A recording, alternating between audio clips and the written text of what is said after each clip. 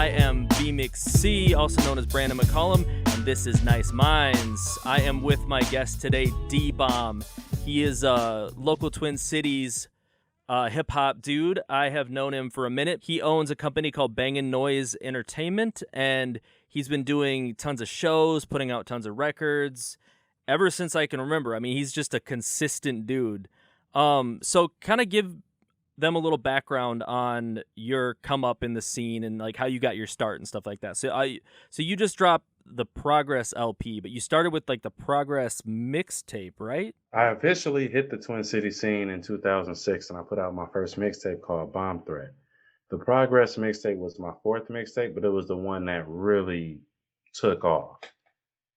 Like when I put it out, I didn't have any sponsors or nothing. It was solely me, and I started a blog site to back it up.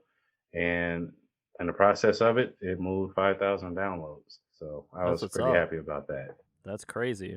I always wanted to do an album, but I felt like it needed to be in a real good, positive, cleansing type of space. It only makes sense that I had to be a few albums down the line to finally put out this record. When did you really start rapping? Like, how old were you? 8 years old. That's when I started rapping, and Damn, that's a minute. Because yeah, you're like what, 32-ish now then? yeah, I'm pretty old. No, yeah, I'm 32. Yeah, that's what I thought. So I'm 35. I knew I was like 3 years older than you. So yeah, man, that's like 23, 25 years now, probably. Somewhere around there, yeah, my whole life, pretty That's much. crazy. So I mean, back then, what were you recording on like a tape recorder or anything, or did you wait a while to record? Well, I would say my first time recording anything, I would say I was 13, turning 14. And before that, I was pretty much, kicking rhymes in the hallway at school, in the classroom when they had like poetry class. So that's when I take advantage and just try to rap for the classroom. And once I got into high school, started recording, put out music right after I graduated. That's what's up, man. Hell yeah. So yeah, you've been around for a minute. So with this Progress LP, what have you seen like with your progress since the beginning of your career? So like did you call it that because of like all the progress that you've gone through? Like what kind of what kind of growth have you seen yourself especially over the last like I don't know like 5 years since I've known you? Like how much do you think you've grown in that process? I definitely grew a lot, as a man, I feel like I'm more wiser and more patient when it comes to dealing with the world and people in it. I would say right after the mixtape, I was in a real, real dark place around 2011, and it took a few years to get out of that. So I think the thing that really kept me going was actually the word progress. I don't know why, but when I came up with that title, the word just stuck with me. So I try to use that on an everyday life basis. You're somebody that I always kind of see is just like super optimistic and positive and stuff like that. How do you maintain that optimism, that I guess zest for doing what you do? It's a mixture of three things. Okay. Number one, um, I knew I always wanted to be a rapper. So I knew no matter what I went through, I had to, if that's what I wanted, I had to fight for it, pay my dues and try to perfect the craft, things of that nature. Second, I'm a real spiritual person. So I try to think positive even when I'm in a dark place. That's my motivation for that. And last, I went through a health issue that actually I could have died from it at any given time. Damn, I didn't know that. I had like 25 seizures within a So year. how did that kind of affect your outlook and shape the years to come? Well, it told me that tomorrow wasn't promised and take advantage of life to the fullest. And so my mindset when it comes to music is that I'm well aware that tomorrow isn't promised, and I'm well aware that it's not guaranteed I can make it mainstream. But I want to be able to be that artist to say, when it's all said and done, I did everything, if not almost everything, I wanted to do musically. Yeah. And So far, it's getting there. I wanted to put out an album. I'm 4 albums in. I wanted to start my record label. Got that. I wanted an actual distribution deal, and I got that. Putting shows together. I wanted to go on tour. I made a lot of that stuff happen. I still got more in the tank, but I'm enjoying the path right now. So it's all about progress with that. Hell yeah, that's what's up, man. Yeah, because I mean, that's what I've always admired about you is you really put out that positive energy into the world, and it's something that I've really admired about you. It's like no matter what, because I know for me over the last like 5 years, I've had so many setbacks and hurdles and stuff like that. It's been hard for me to keep positive. Like I've had to like force myself to look at the bright side of things, especially in the last like year or two. Like Yeah. I've really had to like 2020, I've completely had to like reshape how I view everything. And I'm starting to kind of get to that point where I'm thinking more positively now too. So that's something that about you that I've really admired, man.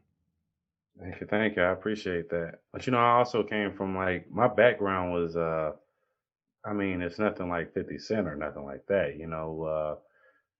I was a little bit of a knucklehead when I was younger, but I also have, unfortunately, a lot of friends that's either locked up or, they're no longer here. So I try to use that too, as well as like, well, the good part I can look at it is that I have another angel watching over me. Like I have to tell myself things like that in order to keep the ball rolling. Because in this business, unfortunately, what I learned is that my goals and my emotions have no connection. Yep. They have no relation. Facts. And and it's not like I'm sounding cold hearted. I'm speaking like from the industry uh, standpoint. It's like you can be going through whatever. The only thing that matters is the music. Yep. The big heads want the music. The fans want the music, and that's why I was able to speak on that entire thing with reality. And I think that was my beginning of my leaving darker area, if that makes sense. Yep. And Reality was your last album, correct? The one Correct. before the Yep. Progress album.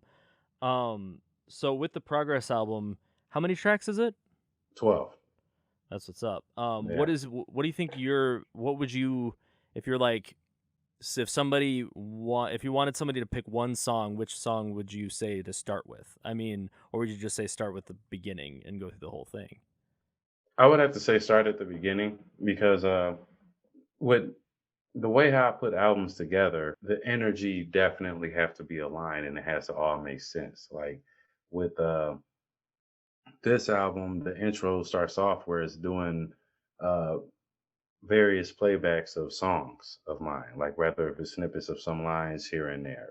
And that right there alone is kind of like bringing you up to speed on who I am and where I come from.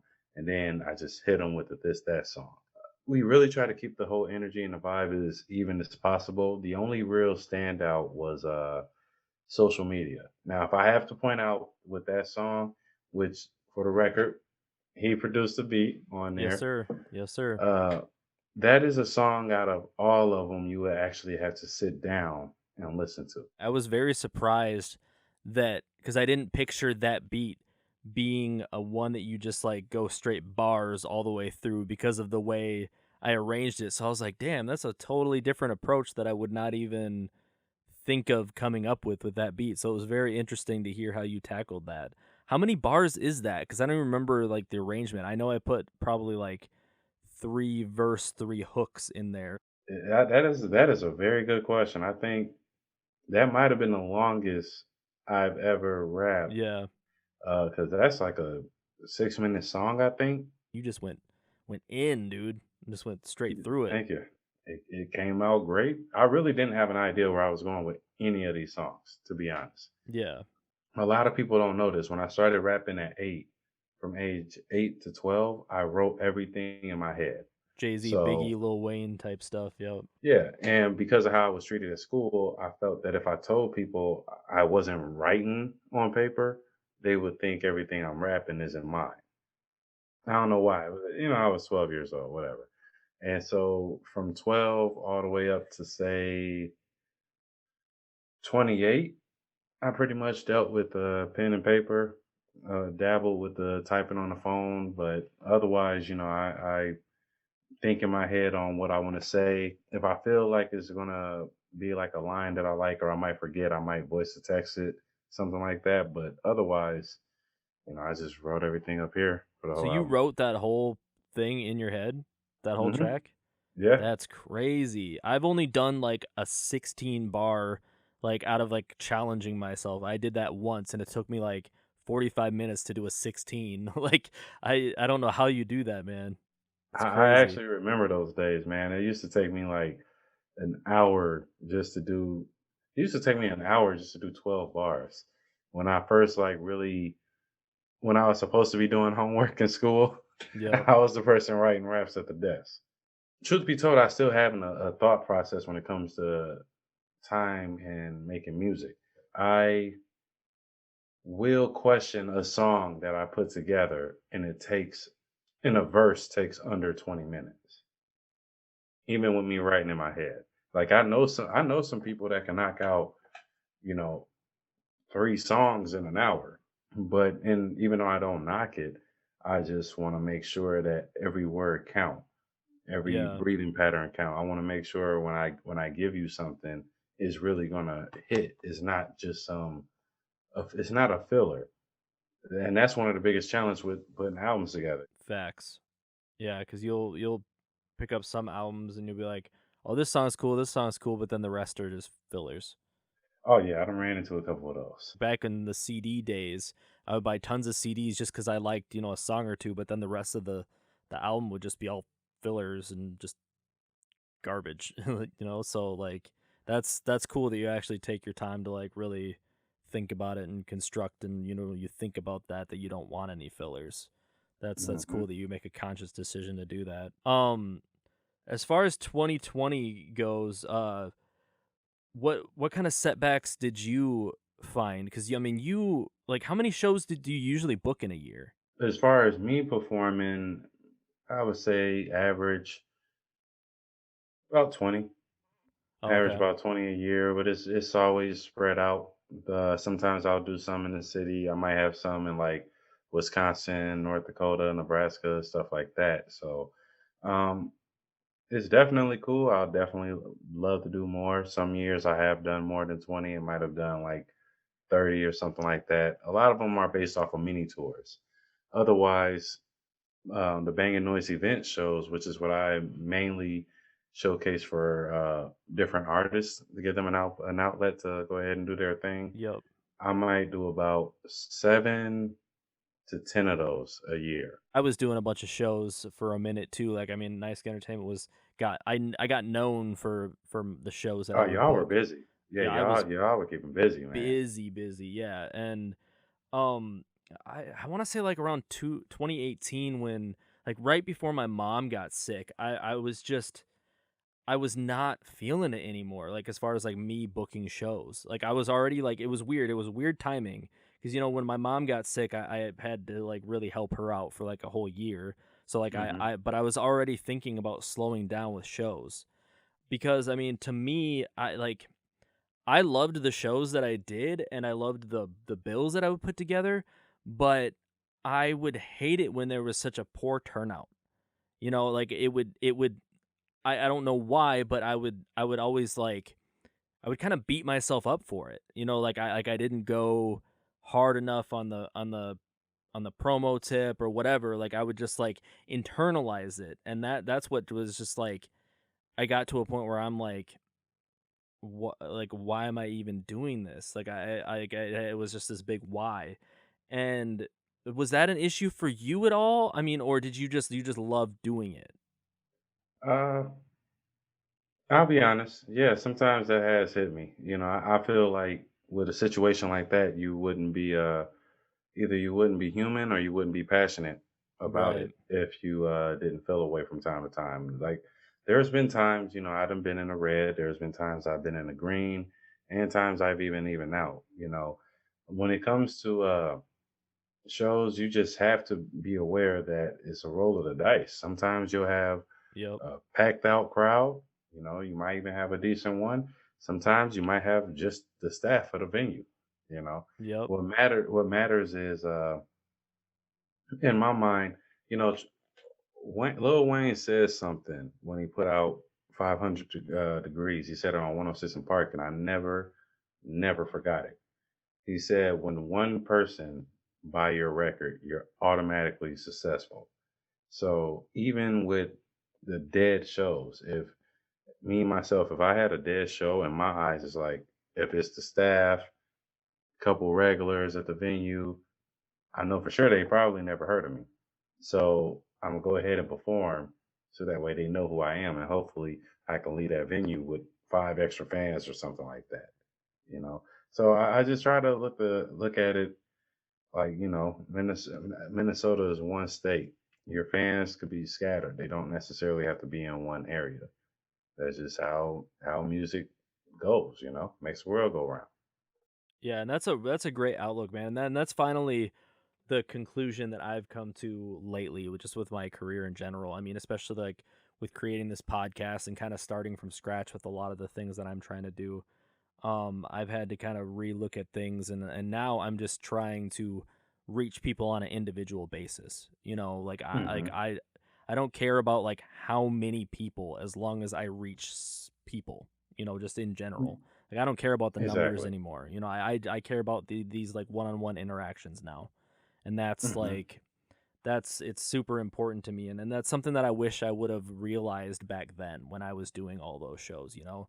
Like I wish that Hmm. I would have enjoyed it more. You know, I wish I would have just enjoyed the process and just really every time I had that show really realized why I was doing it, and the reason why I was doing it was to give people a show, you know, no matter who was there, you know, no matter like and show people dope talented artists that I believe in.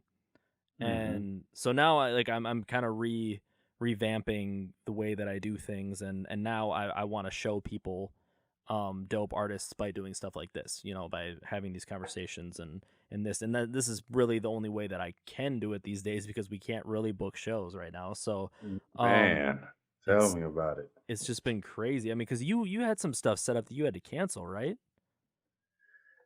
Oh my goodness, yes, yes, indeed. You know, I still say everything happens for a reason, and Yep. what's in my past is my past. So I won't say, you know, man, I should have did more shows in 2019. Right. Like, I won't think like that. But you know, I also DJ. I'm merging more into.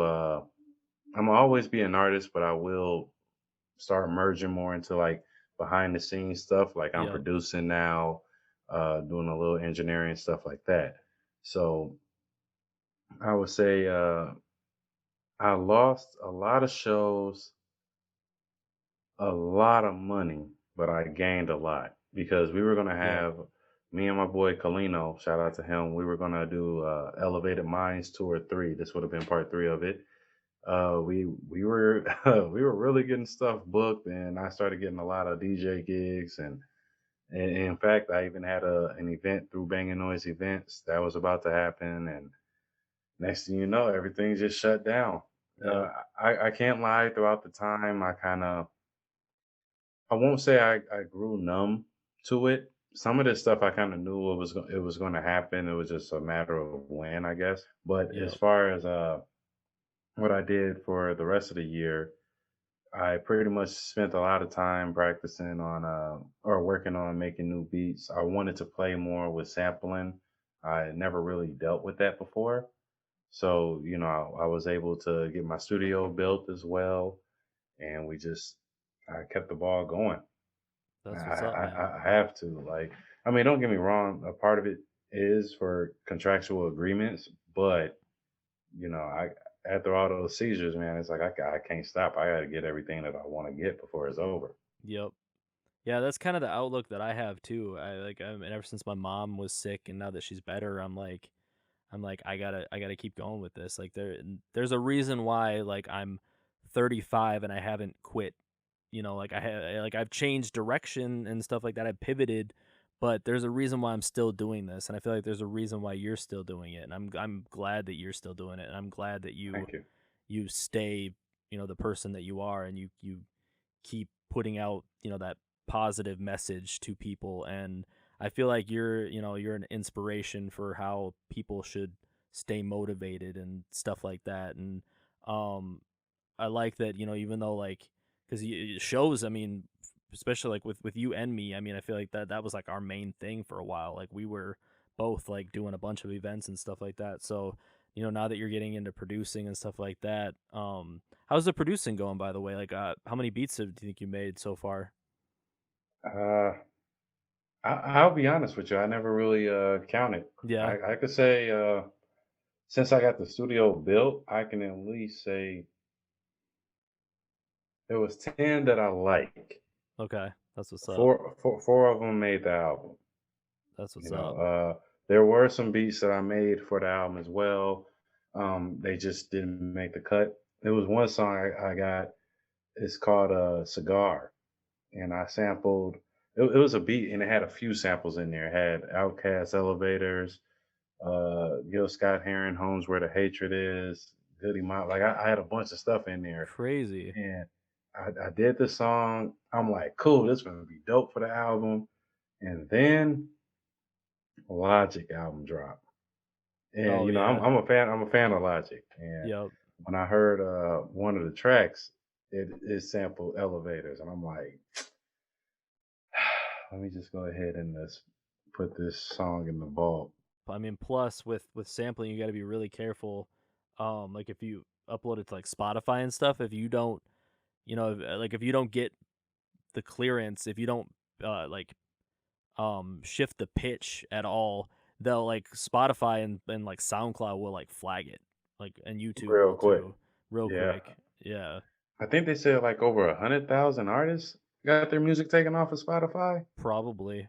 Yeah. And it was something with I don't know everything, so it's not, don't really quote me on it, but from what I was told, there was a connection with Spotify and DistroKid, which was the reason why all these artists was getting their music taken off of Spotify. As far as this whole Spotify taking away the streams and stuff, I don't really know how all of that really goes, but I know you get paid per streams. So Hmm. my thing is, if they're taking away the streams, are they taking away your money? Also, why are you spending money anyway to buy streams? You're getting Yep. paid for them. So it's a lot of like backwards stuff that I think, unfortunately, a lot of us we weren't really taught. We had to like teach ourselves that type of stuff. So Yep. I try to be positive and share that with people. But I do think maybe this was an eye opener with the situation that it's okay to try to do something different. You don't Hmm. have to follow the trend. Like I come from where CD Baby was big. I mean, it still is. Yep.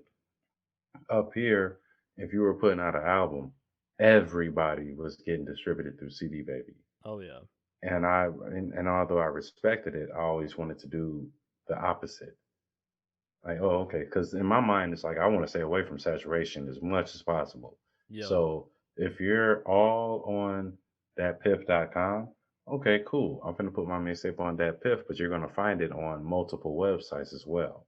Yeah, no You know, doubt. saying go for the album. So I just think this was an eye opener, but hopefully people can learn from this and take advantage of how can they make their hustle better.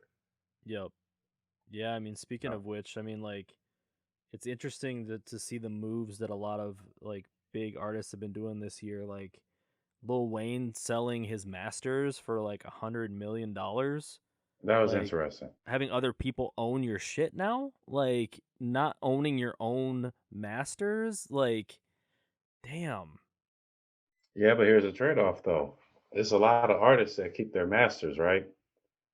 But you're giving up your rights when you're getting your music distributed. And I went through a battle with my first album.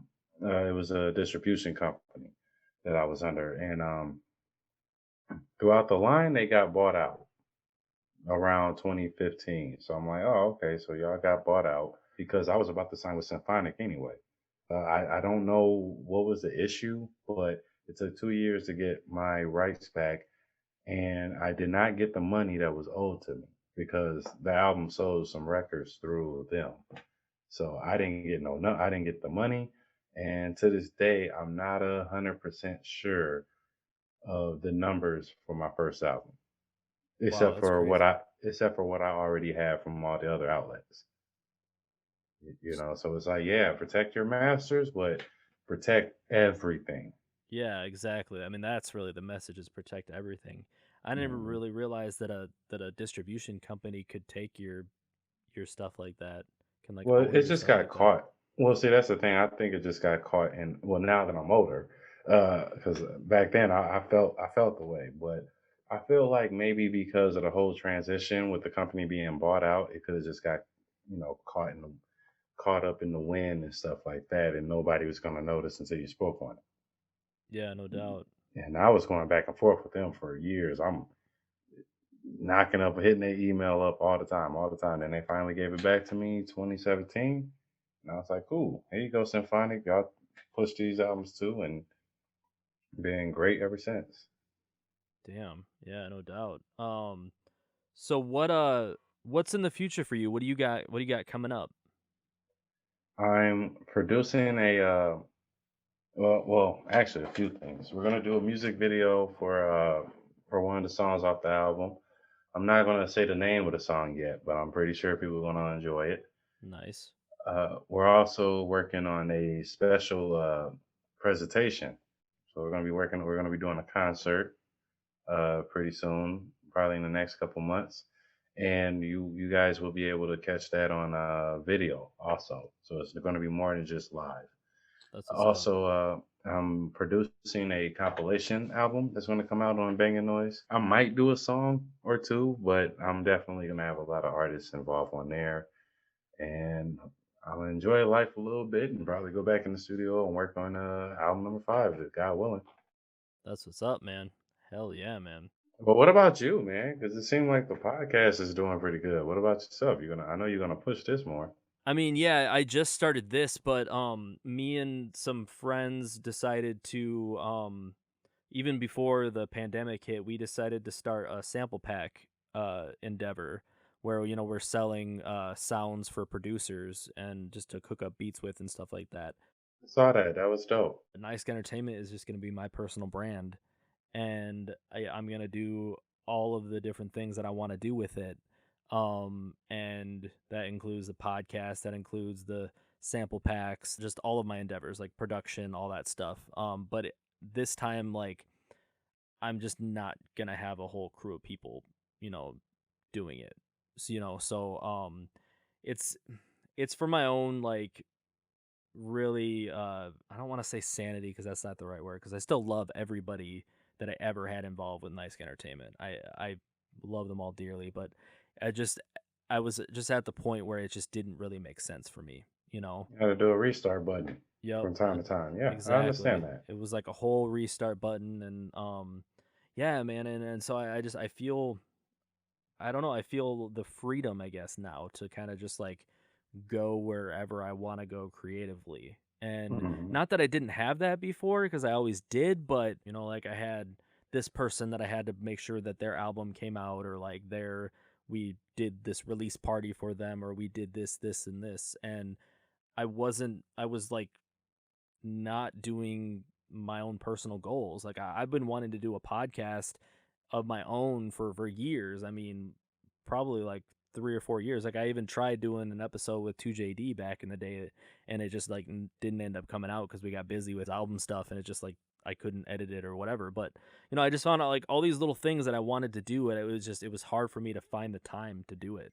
I wish I had that luxury, to be honest. Like, I'm actually looking for some artists to sign. Oh yeah, yeah. I mean, Yeah, it's dope. I mean, but you really gotta. I mean, you if you want to do it, I would say have a really solid plan before you do it. Before you even dive into it, have a whole plan of like, because if you still want to put out your solo music and you still want to do this and this, have a plan for all that and like have a cohesive thing. Because I don't think I ever had a solid enough plan um to really go off of. Like I didn't have a solid enough blueprint.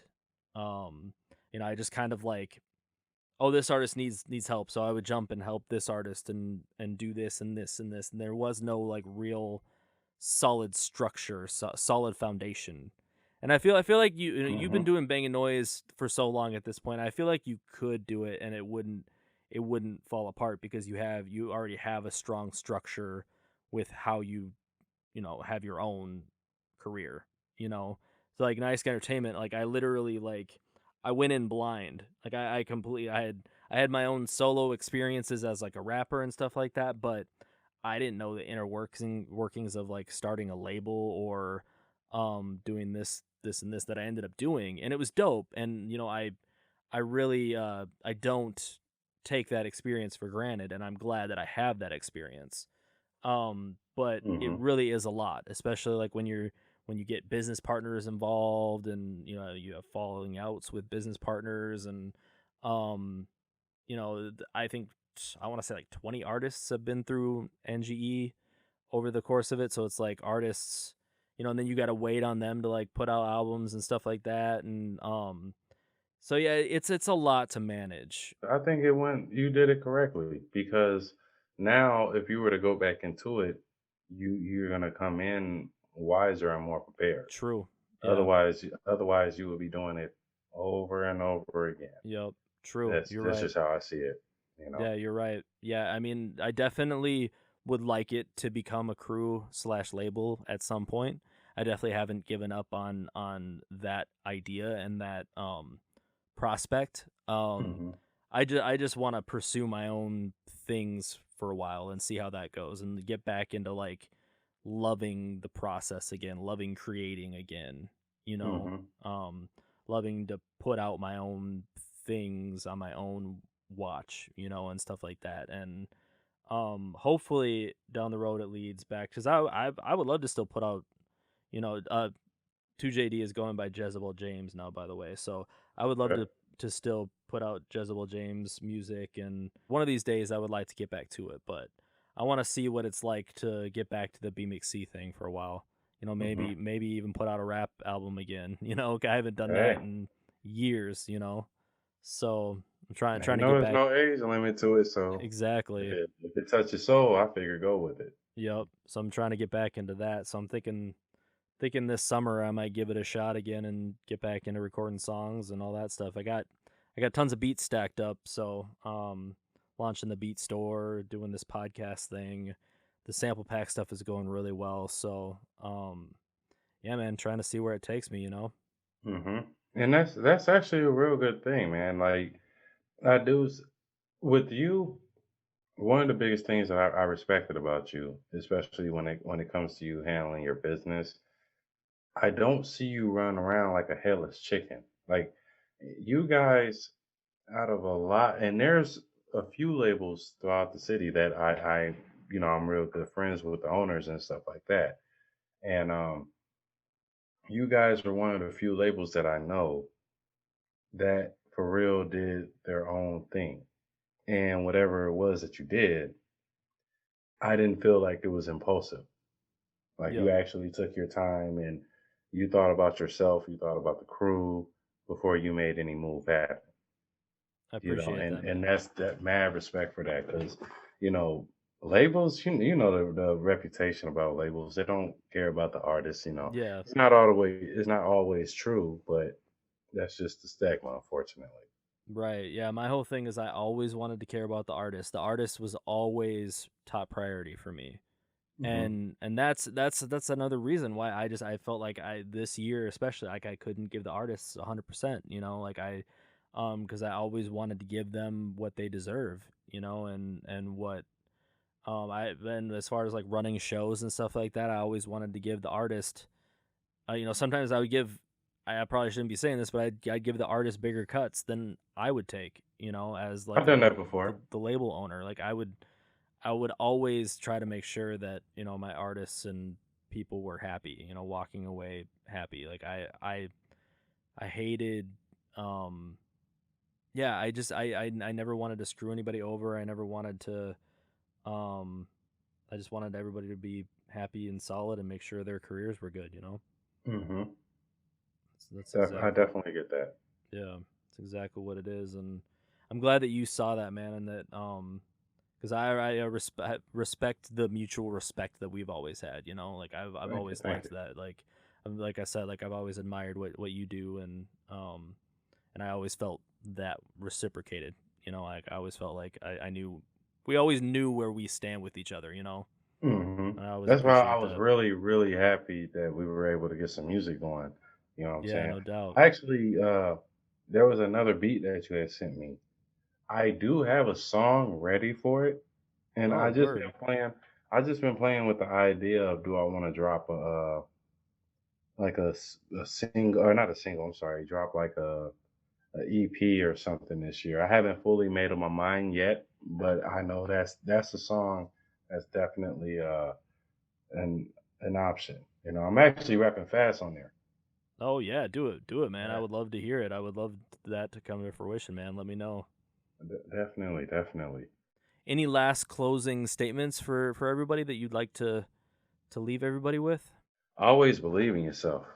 No doubt. You know, and invest in yourself. You are your biggest investor, your biggest protector, your biggest cheerleader. You know, uh, yeah, you're gonna no matter what you want to do in life, there's always going to be people to try to criticize you, try to steer you away. Man, at the end of the day, it's your life. You live how you want to how you want to live it. If it ain't nothing negative, I'm all for it.